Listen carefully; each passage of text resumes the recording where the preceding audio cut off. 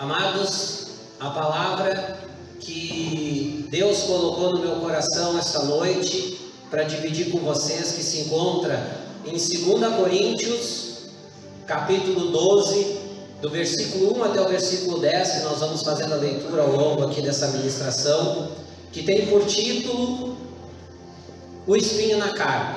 É uma passagem um tanto conhecida, né, sobre o espinho na carne, e tem muito mais coisas além do espinho na carne aqui nesse contexto.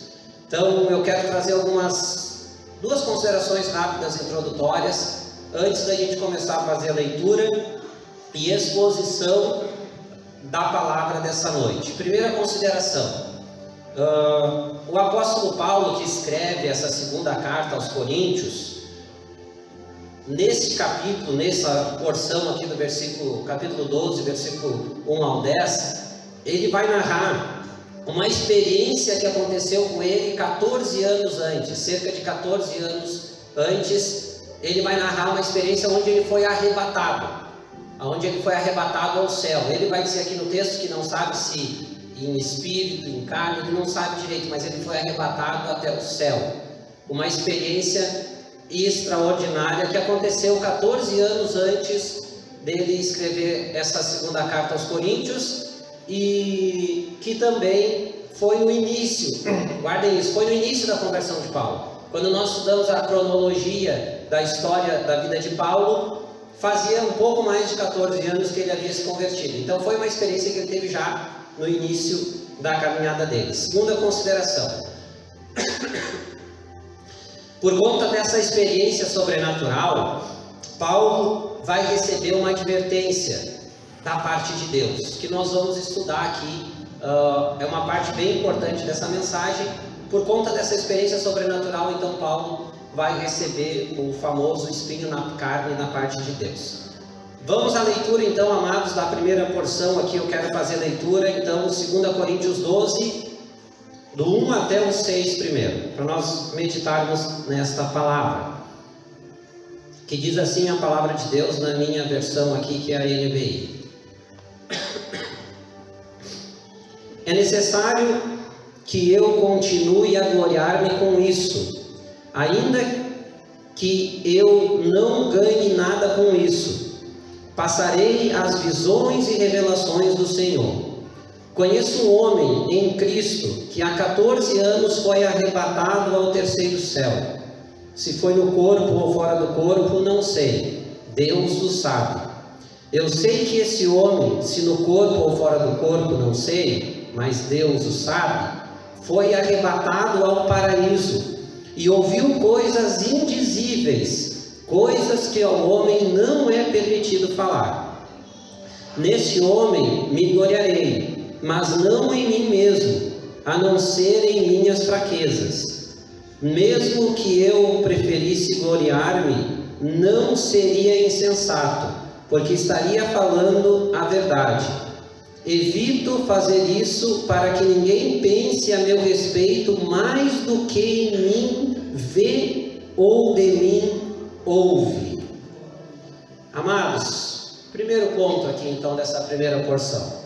Paulo, ele conta então que há 14 anos, por conta de uma experiência sobrenatural, ele foi arrebatado e passou a ter, naquela ocasião, ele teve várias visões e revelações da parte de Deus. Coisas extraordinárias que Paulo não narra aqui, e que Paulo chega a dizer que são coisas invisíveis, coisas que aos homens não são lícitas de falar. Então Paulo, quando teve essa experiência extraordinária, sobrenatural, arrebatado, né? A palavra arrebatamento lá no grego é arpazo, é a mesma palavra aqui, a mesma palavra quando vai falar do arrebatamento da igreja, usada lá do grego. E essa palavra ela tem um significado de ser como um sequestro, como algo que foi arrancado subitamente de algum lugar. Esse é o sentido da palavra arrebatamento, é arrancar subitamente, é sequestrar subitamente. Então foi num momento inesperado, Paulo foi sequestrado por Deus, foi arrancado por Deus e levado então ao terceiro paraíso, e vai ter essa experiência extraordinária. E ele aqui fala de coisas indizíveis. Imagina quanta coisa, amados, Quanta coisa maravilhosa Paulo experimentou em vida naquele momento, coisas que ele nem podia falar aos homens. Então Paulo, nessa primeira porção aqui, vai falar da extraordinária experiência que ele teve quando foi arrebatado por Deus, e das maravilhas que ele teve naquele momento especial, naquele momento sobrenatural e espiritual. Mas continua o texto do versículo 7 até o versículo 10. Ele continua escrevendo as consequências e o que aconteceu depois dessa experiência extraordinária. E diz assim a palavra de Deus: para impedir que eu me exaltasse por causa da grandeza destas revelações, foi-me dado um espinho na carne, um mensageiro de Satanás para me atormentar.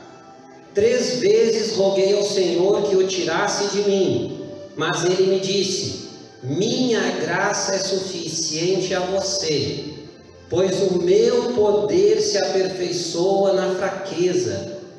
Portanto, eu me gloriarei ainda mais alegremente em minhas fraquezas, para que o poder de Cristo repouse em mim. Por isso, por amor de Cristo, regozijo-me nas fraquezas, nos insultos, nas necessidades, nas perseguições, nas angústias, pois quando sou fraco é que sou forte. Aleluia! Que trecho lindo e maravilhoso, e doloroso também. Primeiro ponto aqui, amados: por causa das grandezas das revelações que Paulo recebeu, Deus colocou nele um espinho na carne, o enviado de Satanás para esbofetear ele com um propósito, para que ele não se ensoberbecesse. O texto é claro. Imagina só, amados, nos primeiros versículos ali eu falei para vocês, o texto fala, Paulo narra, a Bíblia diz da glória, do momento glorioso e extraordinário que Paulo teve nos céus com Deus. Deus arrebatou ele vivo e levou ele para o céu, depois mandou de volta. Imagina como Paulo voltou cheio da unção, impactado por aquela experiência de Deus. E aí o que Paulo recebe? Espinho na carne. Sai da glória de Deus, vem para a terra e recebe, talvez pudesse, né? Nossa, agora veio, vai receber. Quem sabe Paulo pensou: agora eu vou receber um dom especial, agora eu vou receber uma bênção especial, agora eu vou receber algo extraordinário da parte de Deus. E o que Deus dá para Paulo? Um espinho na carne, o enviado de Satanás. Mas com um propósito, amados. O texto é claro aqui que fala para que ele não se ensoberbecesse, por causa das grandezas das revelações que Deus deu para Paulo não chegar aqui naquela época lá e dizer: olha, quem aqui foi arrebatado ao céu? Quem dos apóstolos, quem dos cristãos aqui da época foi arrebatado e ouviu isso, e viu aquilo, e viu aquele outro? Por causa disso, o texto é claro que em vez de ele receber uma bênção, um dom especial, Deus dá um espinho na carne dele. Deus dá uma punição para ele. Deus coloca algo que machuca ele, que fere ele. Segundo ponto aqui, amados: ninguém sabe o que era esse espinho na carne. Ninguém sabe o que era. Os teólogos ao longo dos séculos vêm discutindo, vêm trazendo possibilidades, né? Uns acham que quando Paulo escreve aos Gálatas, ele fala que tem um problema de visão, dá a entender. Alguns acham que era um problema de visão que Deus colocou nele. Outros acham que era uma enfermidade, um problema de saúde, uma doença que não curava. Outros ainda acham, como Paulo era muito perseguido, sofria, era torturado, preso, açoitado, apedrejado, eram as perseguições que eram o espinho na carne de Paulo. Enfim, existem várias possibilidades, mas o ponto é, e vocês vão entender que tem um propósito muito interessante nisso, é que a Bíblia não fala o que era o espinho na carne, só fala que era um mensageiro enviado de Deus, né, para Satanás esbofetear ele, maltratar ele. E eu acho muito interessante, amados, ele ter omitido o que era o espinho. Porque talvez se Paulo dissesse que era uma enfermidade, era isso ou era aquilo, as pessoas iam focar: não, se tu tem um problema, se tu tem uma dificuldade, se fosse comparar esse texto, não, quando Paulo, não, é só problema de saúde, é só problema de perseguição. Não, Como Paulo deixa em aberto, simbolicamente esse espinho na carne, na minha vida e na tua vida, pode ser uma doença, pode ser um problema financeiro, pode ser um problema conjugal, pode ser um problema de qualquer ordem. Olha como Deus é maravilhoso. Aquilo que fica no ar serve para nós o quê? Para nós entendermos que pode ser qualquer coisa nas nossas vidas. A palavra, aí, quando a gente pensa também, amados, espinho, machuca, dói, mas não parece ferir tanto, para ponto de Paulo ficar desesperado com isso. Mas a palavra lá no grego que foi usada, que o próprio Paulo escolheu para escrever, é a palavra escolopes, para espinho, que foi traduzido para o português como espinho. Mas se vocês forem pesquisar, essa palavra lá no grego daquela época, no grego koiné, no grego que foi escrita a Bíblia, ela podia ser traduzida ou ser usada para espinho, um espinho mesmo, mas também para uma estaca. E essas estacas que eram usadas, afiadas de maneira para matar pessoas, para atravessar, pensa numa estaca atravessando a tua carne. A mesma palavra escolopes era usada também para estaca. Então poderia ser traduzido para o português como estaca também. Então pensando nisso, dá para entender que é algo que vai muito mais de um espinho que machuca. Era como se Paulo dissesse um espinho, uma estaca que parece que está atravessando o meu corpo o tempo todo. Então o sentido da palavra lá tem mais gravidade do que o espinho para nós aqui no português. Então era algo que atormentava Paulo. E talvez alguém possa pensar, irmão Marco, mas como é que é esse negócio aí? É justo se alguém questionar. Tá, mas Deus arrebata Paulo, leva para a glória, tem tudo aquilo lá, as revelações, as visões, traz ele de volta e bota um espinho na carne dele. Deus inflige um sofrimento com ele. Vamos parar e pensar um pouquinho, amados. Lembram lá da história de Jó no Antigo Testamento? Deus não permitiu que Satanás mexesse nos bens de Jó, na família de Jó, na casa de Jó e até na própria saúde de Jó, a ponto de Jó ficar, quase morto, com feridas, com úlceras. E quem é que fez aquela ação? Satanás, com a permissão de quem? De Deus. Então é algo que nós vemos em outros textos bíblicos, como na história de Jó. Então Deus coloca esse espinho na carne, e a gente compara com a história de Jó aqui, para que Paulo não se ensoberbecesse. Mas era algo que nós podemos ver que era muito grave, independente da gente não saber o que era algo que afligia muito Paulo. Por quê? O texto fala aqui também, amados, que Paulo ora 3 vezes para Deus retirar esse espinho da carne. Paulo ora 3 vezes. Nos dias de hoje, a gente poderia dizer, Paulo era um homem de pouca fé, orou só 3 vezes. A gente ora tantas vezes por uma mesma coisa, mas vamos voltar lá para a cultura judaica, amados. E também quero trazer um outro exemplo bíblico aqui. Os judeus, eles tinham um costume de oração um pouco diferente do nosso. Os judeus, quando eles tinham que apresentar uma causa, uma situação para Deus, eles oravam uma vez. Deus, por exemplo, aqui está esse espinho na minha carne, eu te apresento, eu peço que o Senhor sare, cure, enfim. Eles oravam uma vez só a Deus. E eles achavam que Deus tinha ouvido e esperavam Deus agir. E ponto final. Quando eles oravam por algo específico. Para um judeu orar 3 vezes por uma mesma coisa, era algo extremo. E eu quero trazer a lembrança de vocês de Jesus, que era um judeu, quando esteve aqui. Quando Jesus estava lá no jardim do Getsemane, tinha saído da última ceia, estava lá no Monte das Oliveiras, no jardim do Getsemane, fazendo aquela oração a ponto de sair sangue pela sua pele. Quantas vezes Jesus orou e pediu para Deus passar dele aquele cálice? 3 vezes. Então nós temos aqui uma cultura judaica. O próprio Senhor Jesus 3 vezes orou e pediu para Deus passar dele aquele cálice. Mas ele concluiu dizendo assim, antes seja feita a tua vontade, não a minha. E Jesus bebe daquele cálice, glória a Deus, estamos aqui por causa disso. Porque ele sai do Getsemane, é torturado, morto numa cruz, ressuscita ao 3º dia, e paga a dívida que era nossa, do pecado. Mas então Paulo, assim como Jesus, chegou ao extremo, por ser judeu, de orar 3 vezes. E para ele orar 3 vezes era algo extremo. Assim como foi para Jesus, também foi para Paulo extremo fazer uma terceira oração pela mesma coisa. Isso dá uma dimensão maior de como esse espinho na carne afligia Paulo, como era algo que machucava Paulo. E qual é a resposta de Deus para Paulo? Nós lemos aqui no texto. Deus vai dizer o seguinte para ele, vai responder negativamente, e Deus vai responder para ele assim, ó, não vou tirar. E Deus vai dizer assim para ele, em outras traduções, não nessa aqui, foi a na época que eu me converti, que eu usava mais, talvez alguns de vocês tenham: a minha graça te basta, porque o poder se aperfeiçoa na fraqueza. Essa foi a resposta de Deus para Paulo. A minha graça te basta.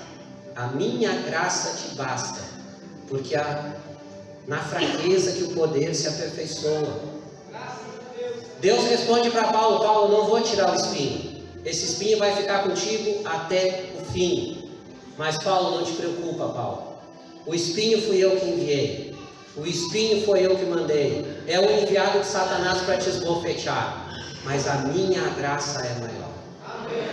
Mas a minha graça vai te sustentar. Mas a minha graça me basta. Te basta. E não acaba por aí. É na tua fraqueza que o poder se aperfeiçoa.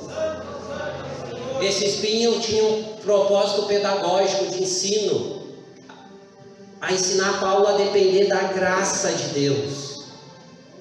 Aleluia. Glória a Deus. E nós vemos a resposta de Paulo aqui para Deus. Paulo encerra dizendo que se alegra nas suas fraquezas e necessidades. Olha lá, ó. Por isso, por amor a Cristo, regozijo-me nas fraquezas, nos insultos, nas necessidades, nas perseguições, nas angústias, pois quando sou fraco é que sou. Aleluia. Paulo não vai dizer nas bênçãos, na riqueza, na prosperidade. Paulo vai dizer é na dificuldade, porque quando eu estou fraco é que eu estou forte. Porque na minha fraqueza o Senhor me aperfeiçoa. Aleluia. Amados, mas quando Deus permite para a gente momentos de dificuldade, eu não estou querendo dizer que a gente tem que buscar, pelo contrário, a gente tem que orar para não ter, mas nós vamos ter mesmo assim. Tem alguém aqui que não tem problema, nunca teve dificuldade, nunca passou por essas coisas? Não tem, amados. Mas Deus, Ele permite que nós sejamos provados, com o propósito que nós sejamos aperfeiçoados. Deus não permite a nossa dor, o nosso choro, a nossa tristeza, a provação para nos reprovar. A intenção é que nós sejamos provados, forjados no fogo, na prova. E é ali que Deus está tratando, é ali que Deus está nos fortalecendo. É ali que Paulo aprendeu a depender da graça de Deus e não do braço da força dele, não do intelecto da sabedoria dele de mestre. Aleluia. Amados, e eu sou uma pessoa muito reservada na minha vida privada, muito reservada. Dificilmente eu falo alguma coisa, algo mais importante, assim, forte, acontecimento da minha vida. Mas, assim como Paulo levou 14 anos depois de que ele foi contar essa história lá, escrever para os Coríntios. Por que Paulo fez isso? Porque Deus tocou ele naquele momento para fazer isso. E Deus me tocou para esse momento contar um testemunho pessoal meu. Raramente eu dou algum testemunho pessoal. Mas eu posso dizer para vocês, amado, primeiro, que o testemunho que eu tenho para contar nessa noite é que eu aprendi a viver essa palavra de uma forma extraordinária, de uma forma profunda. Essa palavra, esse contexto, esse texto aqui, lá desde o início da minha conversão, me moveu. Eu posso dizer que eu tenho vivido, experimentado, e principalmente por muitos anos, intensamente essa passagem, esse texto, porque isso me deu forças. Essa palavra entrou no meu coração, mudou a minha vida, mudou a minha história. Amados, eu me converti agora, hoje é dia 27 de julho de 2023. Eu comecei a minha caminhada com Cristo na noite do dia 19 de julho de 2013. Faz 10 anos e alguns dias agora. Hoje faz 10 anos e uma semana que eu tenho uma caminhada com Cristo. E não é por acaso que hoje Deus me tocou para trazer esse testemunho. Primeiro porque ele é totalmente embasado nessa palavra. Amados, lá em 2013, quando eu me converti, eu estava vivendo um dos piores momentos da minha vida. Um momento que eu estava muita coisa complicada acontecendo na minha vida, a ponto de achar que a minha vida não tinha mais sentido. Eu cheguei a um momento, antes da minha conversão, a pensar que a minha vida não tinha mais sentido, que não tinha mais sentido viver. Eu cheguei a pensar em tirar a minha própria vida. Mas eu conheci o Senhor.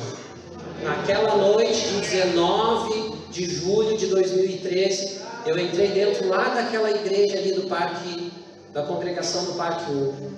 Nunca tinha pisado dentro de uma igreja. Estou há 10 anos na Madureira, nunca congreguei em outra igreja, nunca saí da comunhão. Estou há 10 anos aqui no mesmo lugar. Entrei lá e ouvi a pregação da palavra de Deus. E aquela noite Deus falou comigo. E Deus disse para mim que me amava e que ia mudar a minha história e que ia fazer tudo novo e que ia me ajudar, ia me transformar. E eu acreditei naquilo e entreguei naquela noite a minha vida a Cristo. Se tu existe e se essa palavra é verdadeira, eu creio, eu me entrego para ti. E de lá para cá eu venho vivendo com Cristo. Glória a Deus. E Ele mudou a minha história. E Ele transformou a minha vida. Amados, e a gente sabe que conversão não é mágica. Não é converteu, se batizou, está tudo resolvido. Me batizei em novembro, bem pouquinho tempo depois, de 2013 ainda, não. Os problemas se agravaram, as dificuldades aumentaram, coisas novas e piores surgiram ainda na minha vida. E foi somando uma coisa e outra coisa, mas eu estava agarrado com Deus. Eu já não tinha mais, eu já tinha esperança. Eu já não tinha mais vontade de desistir de tudo. E chegou, amados, 2014, junho de 2014. Eu morro de medo de agulha, de seringa. Pensa alguém que, olha, é mais fácil, eu acho, botar uma arma, eu não tenho tanto medo do que uma seringa. Morro de medo. E eu tinha feito uma promessa na época, a Isadora, que está aqui, minha filha, tinha feito transplante, tinha passado por um problema bem grave no pós-transplante lá.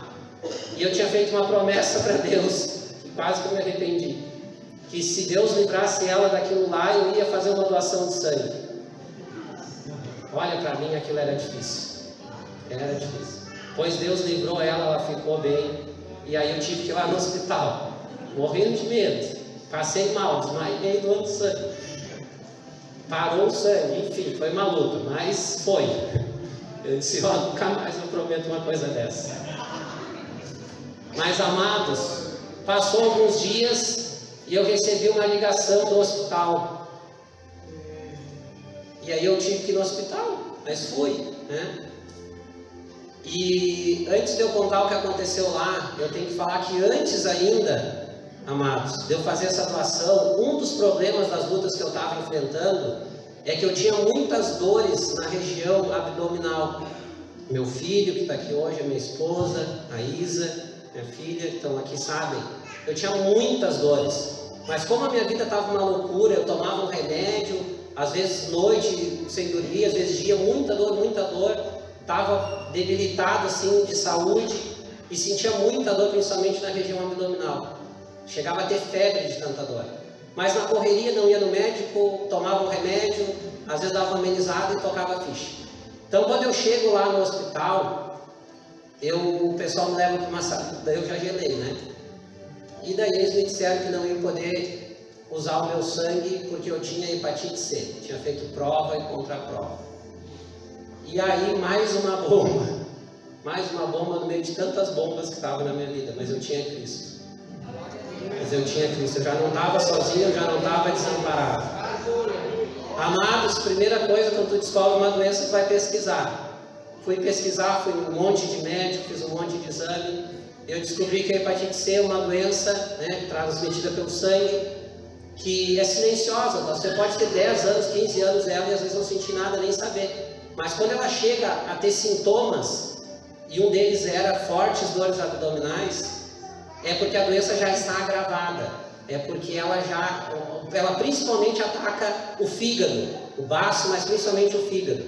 Quando ela chega a ter sintomas, é porque a coisa já está feia, resumindo para vocês. E aí começa uma peregrinação, médicos e hospital, enfim. Aí eu descobri que tem 5 tipos. Eu tinha o tipo mais agressivo de todos, que era o genotipo 1A. Tinha 5 tipos, o 5 era o mais leve e o 1A era o mais agressivo, o mais difícil de, quase incurável na época. Carga viral, era 15 unidades por litro lá, até 15 unidades aceitável eu tinha. Primeiro exame, 500 e poucos mil unidades. Segundo exame, 600 e poucas mil unidades. Depois eu não quis mais fazer exame de carga viral. Fiz exames de ecografia, apareceu o meu fígado aumentado e o baço aumentado. Já começou a aparecer os motivos da dor. Fígado aumentado, inchado e baço inchado. Fiz uma biópsia, eles atravessam uma agulha assim, quase 20 centímetros de um lado ao outro aqui, com uma pistola na ponta, o médico, e dá um tiro lá, arranca 2 pedacinhos do fígado. Horrível aquele exame. Resultado, o fígado ele é normal, fibrose e cirrose. Meu fígado já estava com fibrose. Eu já tinha fibrose no fígado. Baço aumentado, fígado aumentado, fibrose no fígado. E a coisa foi enfeiando. Fiz um exame, endoscopia, enfim, uma mangueira pela garganta, vai lá no estômago com uma câmera lá. Coletaram e descobriram que eu tinha uma bactéria que desenvolve um câncer de estômago. Coisa só ladeira abaixo. Só ladeira abaixo. Na época, amados, os tratamentos, a chance de cura para a minha quadro clínico era em 10-20% no melhor tratamento que tinha. Os tratamentos eles estavam dando geralmente para pessoas que estavam com cirrose ou com câncer já, no fígado. Hepatite C é uma doença, uma das que mais causa câncer de fígado no mundo. E o tratamento era muito severo.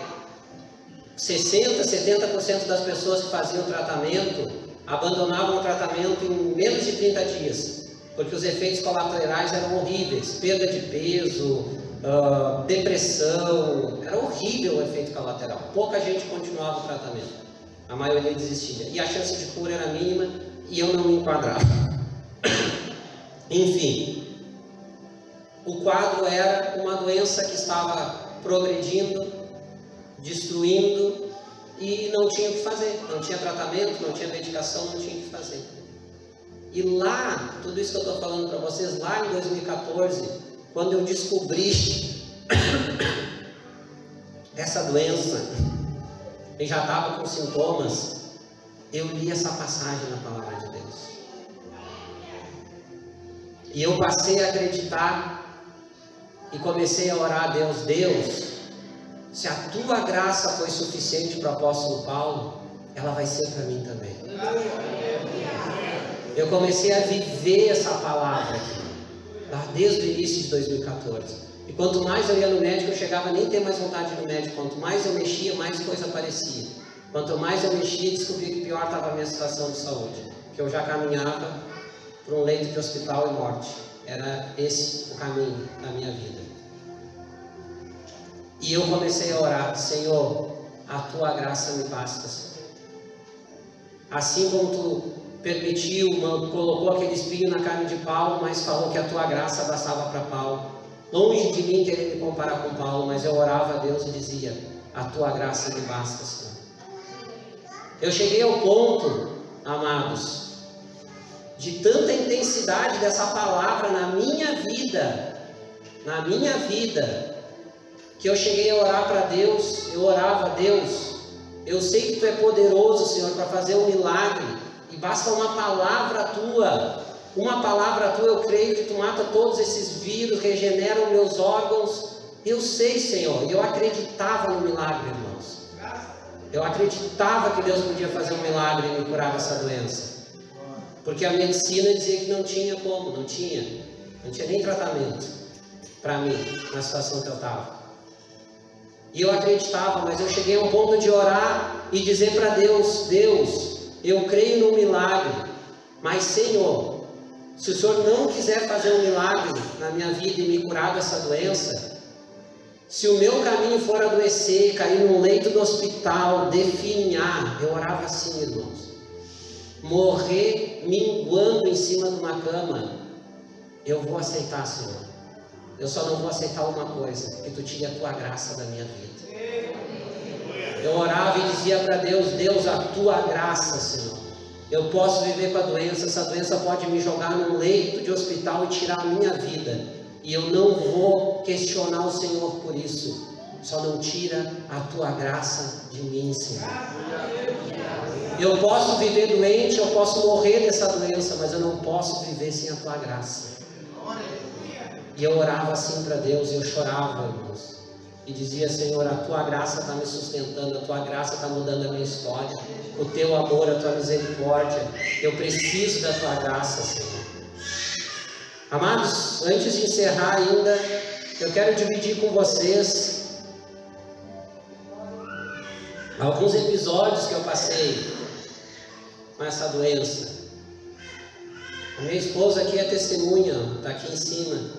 Quantas noites, principalmente lá no início do diagnóstico, eu já estava com um problema.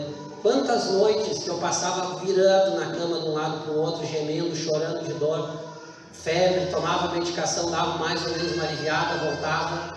E de manhã eu levantava, tomava um banho, ia tomar um banho para ir trabalhar, chorando no chuveiro, eu dizia, Senhor, eu tenho uma família para sustentar, Senhor, eu tenho filhos, eu tenho uma esposa, eu tenho uma casa que depende de mim. Me dá força, Senhor. Derrama da tua graça sobre a minha vida para eu ir trabalhar. E eu ia trabalhar, amados. Quantas noites, a minha esposa é testemunha, que eu quase não dormi, de dor, sofrendo. E eu de manhã levantava, tomava um banho, me arrumava, chorando, orava a Deus e ia trabalhar. Essa doença não me impediu de lutar enquanto eu tive forças. Tempo que eu pastoreava aqui nessa igreja aqui, eu tive a oportunidade de pastorear duas congregações, duas igrejas, congregação do Parque 2 e da Barra 2, principalmente no período do Parque 2 lá. Quantas vezes eu cheguei com muita dor no culto, e eu desligava o meu carro na frente da igreja e chorando dentro do carro dizia, Senhor, essas pessoas que estão aí, Senhor, o Senhor me colocou aqui como pastor dessa igreja. Essas pessoas que estão aí, Senhor, não tem nada a ver com o meu problema. Eu preciso entrar, pregar, dirigir, aconselhar, fazer a minha parte aqui, Senhor. Me dá força, Senhor, para entrar lá e fazer o que eu tenho que fazer, Senhor, e te servir, Senhor. Nunca, e aqui tem várias pessoas que congregaram lá, tanto no Parque 2 quanto na Barra 2. Aqui tem várias pessoas que foram meus alunos em algum curso. Nas aulas também, quantas vezes eu saí para dar aula cheio de dor e orava a Deus antes, Senhor. Eu posso perguntar para qualquer um aqui nessa noite que foi meu aluno ou foi pastoreado nessas igrejas que eu pastoreei, quantas vezes alguém viu me queixar no altar? Quantas vezes eu contei o que eu estou contando aqui? Eu nunca contei. Essa história começou há 9 anos na minha vida, eu nunca contei em nenhuma pregação. Eu nunca contei em nenhuma aula. Pouquíssimas pessoas sabiam disso, minha família, o pastor Paulo e alguns poucos irmãos mais próximos na igreja. Pouquíssimo, muita gente está sabendo hoje. Eu nunca contei, eu nunca subi no altar me lamuriando. Eu orava antes e pedia para Deus força, porque eu dizia, Senhor, era na fraqueza de Paulo que tu dava força para ele. Senhor, na minha fraqueza me dá força para entrar e pregar, Senhor. Na minha fraqueza me dá força para entrar dentro de uma sala de aula e ensinar as tuas coisas de ti, Senhor. Dar uma aula de teologia, Senhor. Explicar as coisas de Deus. Nunca me queixei. Botava um sorriso no rosto, às vezes com uma dor por dentro. E se levantava e fazia a obra de Deus, sabe por quê? Porque Paulo nunca deixou de fazer a obra de Deus por causa do espinho que Deus colocou na carne dele. Atormentava ele e eu olhava e dizia, Senhor, eu quero me espelhar nesse homem de Deus, longe de mim me comparar com ele. Mas se o Senhor deu graça, na fraqueza dele o Senhor aperfeiçoava ele, na fraqueza dele o Senhor usava ele, vai ser assim comigo também. A tua graça não vai ser suficiente só para me deixar de pé, mas vai ser suficiente para fazer a tua obra, Senhor. Eu não vou deixar de fazer, eu não vou me esconder atrás dessa doença. Um dos motivos de eu não tornar pública essa doença é porque eu não queria ser visto na igreja, coitadinho do irmão Marco, está doente e está aqui fazendo a obra. Eu queria ser conhecido e reconhecido por aquilo que a história que eu construísse dentro dessa igreja. Não por uma fraqueza, isso era uma luta minha com Deus. Isso era uma situação que eu sabia que eu tinha que viver com Deus, amados. Teve uma situação, há alguns anos também, a gente fez o trabalho dos Anjos das Ruas, o Paulinho está aqui, ia junto sempre, né? Às vezes ia só eu e ele. Teve uma noite que nós estávamos lá na beira-rio, e eu estava com muita dor naquela noite. Nós íamos domingo de noite, eu estava com muita dor, mas eu pedi graça de Deus, força para Deus e fui. Estava a mãe do Paulinho também assida naquela noite. E eu cheguei diante de um senhor lá que nós chamávamos ele de Barba, uma barba grande assim, preta. O apelido dele era Barba. E eu levei a comida para ele. Eu disse para ele: levanta a barba, vamos jantar. Ele disse: Marco, eu estou com muita dor aqui. E começou a narrar que era uma dor no abdominal. E ele disse para mim: eu tenho hepatite C, e meu fígado está assim, eu estou assim, assim, assim. Exatamente o diagnóstico, a dor que ele estava sentindo, eu estava sentindo. A doença que ele tinha era a mesma que eu tinha. E eu lembro que eu dobrei os meus joelhos, coloquei a mão na barriga dele e comecei a chorar e clamar a Deus, que Deus curasse aquele homem.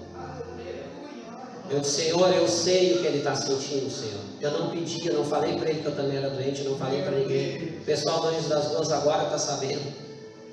Muita gente está sabendo só hoje. E eu botei as minhas mãos naquele homem e orei para que Deus curasse aquele homem. Às vezes Deus nos coloca em situações assim, irmãos, provas. Teve uma outra noite aqui no culto, irmãos, aqui nessa igreja, aqui, o pastor Paulo estava ali onde está a Gabi ali na época, não tinha aquele gabinetezinho, eu estava sentado bem atrás do pastor, os obreiros aqui. E foi uma hora que mandaram levantar, eu nunca vou me esquecer dessa cena também, que mandaram levantar para orar, para cantar, e eu estava com tanta dor naquela noite que eu não consegui levantar. Eu sentei, as dores estavam passando para a parte das costas, e eu não consegui levantar, e eu ouvi uma voz que falou no meu ouvido assim, ó, eu tenho certeza, eu ouvi essa voz nitidamente, essa voz falou assim para mim, ó, te levanta e vai embora, porque tu não consegue nem levantar para adorar o teu Deus, que vergonha, te levanta e vai embora. E essa era a voz do inimigo, do acusador. Eu ouvi sentado ali e eu me desesperei chorando. E eu comecei a chorar ali, chorar. E eu respondi, eu tive força para responder, eu não consegui levantar. E eu lembro que eu respondi: mesmo que eu não consiga levantar, mesmo que eu tenha que entrar arrastado dentro da igreja, eu nunca vou deixar de adorar o meu Deus. Eu nunca vou deixar de adorar o Senhor. Sentadinho ali, eu não consegui, as lágrimas corriam. O pastor Bismelo não está aqui hoje, foi o único que viu, virou para mim e viu, eram os poucos que sabiam. Disse para mim: tu tá mal, né? Só fiz assim com a cabeça dele. Eu não consegui levantar, mas o diabo me desafiou ali sentadinho ali. Às vezes as coisas estão acontecendo na igreja e a gente nem percebe. E eu respondi para ele, eu disse: mesmo que eu venha de arrasto, mesmo que eu não consiga levantar, eu nunca vou deixar de adorar o meu Deus. Aleluia. Amados, já para encerrar então, isso foi 2014 que começou essa caminhada. 2017 teve um irmão, essa cena foi muito forte para mim. Teve um irmão que veio pregar aqui nesse altar no final do culto. Ele falou, 2017 já, estava 3 anos nessa luta. E ele falou aqui que Deus estava liberando para ele uma unção de cura. E que quem viesse naquela noite aqui na frente, aqui, os obreiros iam descer e pôr as mãos, e quem tivesse uma doença, Deus ia curar naquele momento. E aquele homem falou aquilo com tanta fé, com tanta verdade. E eu ouvi aquilo com tanta fé, com tanta verdade, que eu vim aqui na frente chorando, soluçando e pedindo para que Deus me curasse daquela doença. Irmãos, foi tão forte aquilo tudo que aconteceu, oraram tudo, e eu acreditei tanto que eu saí alguns dias depois eu fui lá fazer o exame. E alguns dias depois saiu o resultado do exame. Eu lembro que eu sentei no meu carro, peguei o exame sozinho na frente do laboratório, abri o exame e o exame deu positivo. E a primeira coisa que eu fiz quando o exame deu positivo, carga viral alta, tudo, mesma coisa. Eu lembro que eu fechei os meus olhos e disse: a tua graça me basta. A tua graça me basta. Foi isso que eu falei. Senhor, a tua graça vai continuar me bastando, Senhor. Eu não fui curado, não recebi um milagre, mas a tua graça me basta, Senhor. E eu vou continuar vivendo, crendo que a tua graça me basta. E nunca deixei de trabalhar, nunca deixei de fazer a obra de Deus, e nunca fiz me arrastando, e nunca fiz me lamuriando. Sempre me dediquei, me entreguei o máximo, anos, amados. Eu vim para essa igreja aqui com dor. Eu fui pregar na congregação, dar aula com dor, e nunca falei nada para ninguém.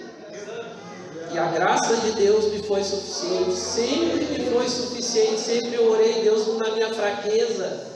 Na minha fraqueza, Deus sempre me colocou de pé, eu sempre honrou, eu nunca deixei de pregar numa escala, eu nunca deixei de pastorear, de cuidar, de liderar os ministérios que eu já liderei, eu nunca deixei de fazer nada que Deus colocou nas minhas mãos na obra.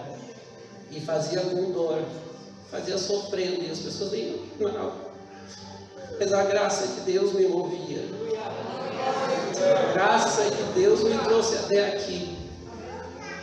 Amados, 2019, anos depois, estava sentado em casa, assistindo um jornal, final da tarde, e na TV começa a passar uma reportagem que o governo do Rio Grande do Sul tinha feito uma parceria com uma medicação francesa experimental para hepatite C, que tinha feito ótimos resultados na França, que tinha 90% de chance de cura, inclusive nos genótipos mais graves, que era o meu, e que estava sendo disponibilizado, e deu um número de telefone.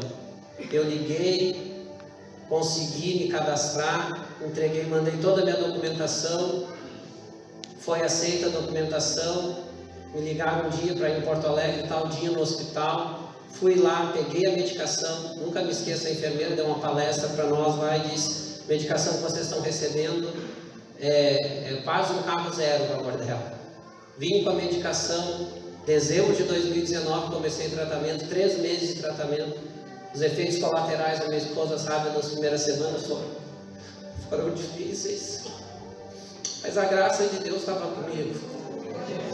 Eu tinha a graça de Deus, fiz o tratamento até o final de fevereiro. 120 dias depois tinha que fazer o exame. Eu fui fazer o exame para a honra e glória do Senhor Jesus.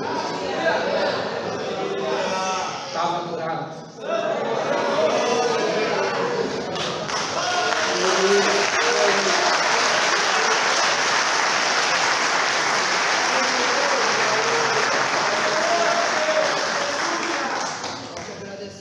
Ele nunca deixou de dispensar a graça dele para mim. Nunca. Eu não recebi um milagre. Eu não estou aqui testemunhando que Deus fez um milagre e me curou. Eu estou aqui testemunhando que Deus foi fiel comigo o tempo todo. E não foi através de um milagre. Eu tive que passar por tudo que eu passei durante anos, me submeter a um tratamento, mas em tudo eu vejo a mão de Deus. A graça de Deus esteve comigo o tempo todo, amados.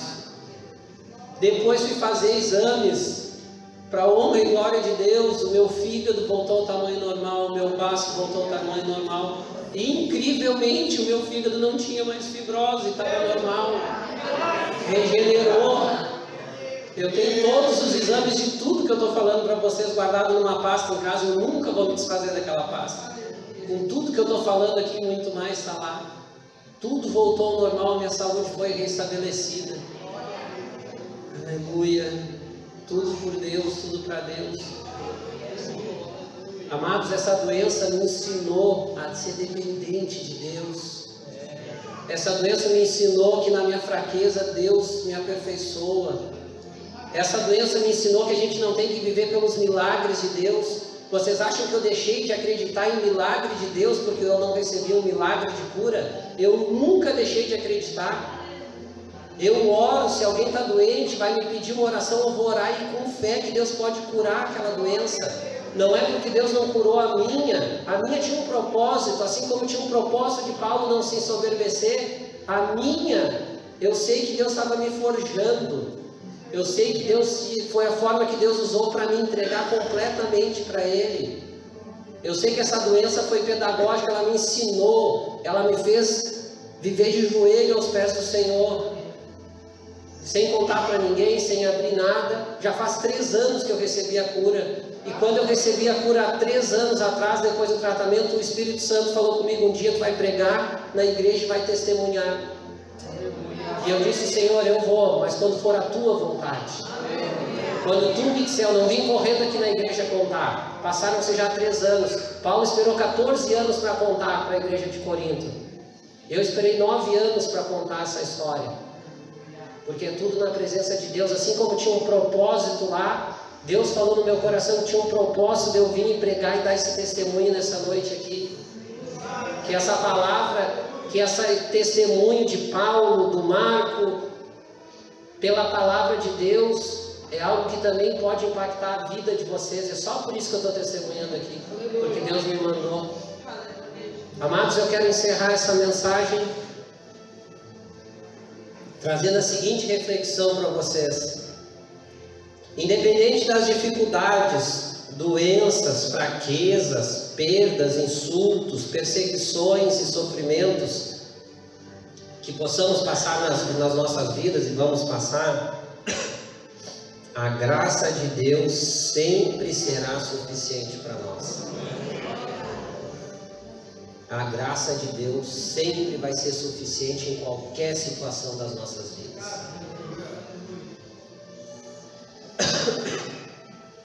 E estas coisas não podem nos afastar de Deus e não podem nos fazer abandonar o nosso trabalho na obra de Deus.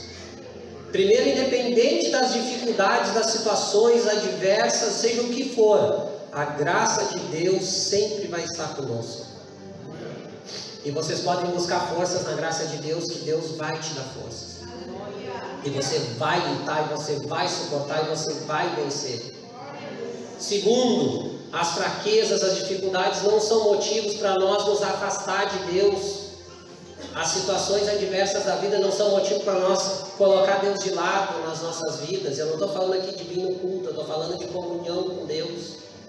Vir no culto é só uma parte do pacote. E também não são motivo para deixar de fazer a obra de Deus, porque nós temos que lutar. E Paulo, meu Deus, tudo que Paulo passou e fez a obra de Deus. Eu por anos, 6 anos fazendo a obra de Deus com dor, doente, sem ninguém saber, mas fazendo a obra de Deus. E quanta coisa Deus me usou para fazer nesse tempo. Eu nunca fiquei parado, sempre tive alguma atividade, sempre mais de uma, né? Mas graças a Deus, amados, graças a Deus, graças a Deus. Deus é maravilhoso, meus amados. Deus é maravilhoso. Querido e amado Deus, eu te dou graças, Senhor, pela oportunidade de estar reunido aqui nessa noite com os meus irmãos, minhas irmãs, ó Pai. Ó Deus amado, que essa palavra, que a história de Paulo, Senhor, do espinho na carne, das dificuldades dele, que o meu testemunho aqui pessoal, Senhor, nessa noite, que é de acordo com a palavra, que é um testemunho de vida através da palavra, Senhor, possa tocar os corações nessa noite, Pai. Que essa palavra não vá em vão, que não se dissipe no ar, Senhor. Que cada um que está ouvindo essa mensagem, Senhor, possa ser impactado, Senhor. Que as pessoas possam aprender como eu aprendi, Senhor, que a Tua graça nos basta, Senhor. Aleluia. Amados, talvez alguém aqui possa estar perguntando: irmão Marco, me dá um exemplo de como ver e perceber a graça de Deus. E eu posso responder essa oração. Quando você acordar amanhã pela manhã, e cada dia da vida que você acordar, respira fundo, sinta o ar entrando nos teus pulmões, saindo, sinta o teu corpo, e ali você vai ver a graça de Deus. Todos os dias de manhã, amados, quando nós acordamos, estamos vivos, respirando, ali está a graça de Deus. Eu tenho o costume de manhã, quando eu acordo, antes de trabalhar, fazer uma oração bem rápida, antes de sair para o trabalho. Eu dobro os meus joelhos, dou uma respirada bem funda, dou bom dia para Deus e digo para Deus: Deus, muito obrigado por ter acordado. Muito obrigado pelo ar que está correndo nos meus pulmões. Muito obrigado, Senhor, por estar vivo. Muito obrigado, Senhor, pela oportunidade que o Senhor está me dando no dia de hoje. Ali eu vejo a graça de Deus todos os dias quando eu acordo. Tudo é graça de Deus, a vida é graça de Deus. Por mais difícil que esteja a minha vida, a tua vida, o simples fato de nós acordarmos e estarmos respirando é pela graça de Deus. E às vezes a gente não valoriza o mínimo, que é a vida, que é o dom de Deus, que é a graça de Deus. E só pelo fato de acordar nós temos esse impacto. Deveríamos nos ajoelhar e agradecer a Deus pela vida, pela oportunidade daquele dia. Aleluia. Querido e amado Deus, eu te dou graças, Senhor, por tudo, Senhor. Quero que com essa mensagem, Senhor, incentive a igreja, Senhor, a reconhecer mais a tua graça, Senhor, o teu amor, a tua misericórdia, a tua misericórdia que se renova todos os dias na nossa vida, Senhor. Deus, que nós possamos viver mais por graça, Senhor, que nós possamos aprender a te adorar mais, Senhor, a depender mais de ti, Senhor, de quando as bênçãos vêm nas nossas vidas, nós darmos graças a ti, Senhor. Mas quando as dificuldades, quando a dor, o sofrimento, a doença bater na nossa porta, que nós buscamos forças na tua graça, Senhor. Que o Senhor nos ajude a continuar firmes e fiéis em ti, Senhor, e fazendo a tua obra, Senhor, para que o nome de Jesus seja glorificado. Amém.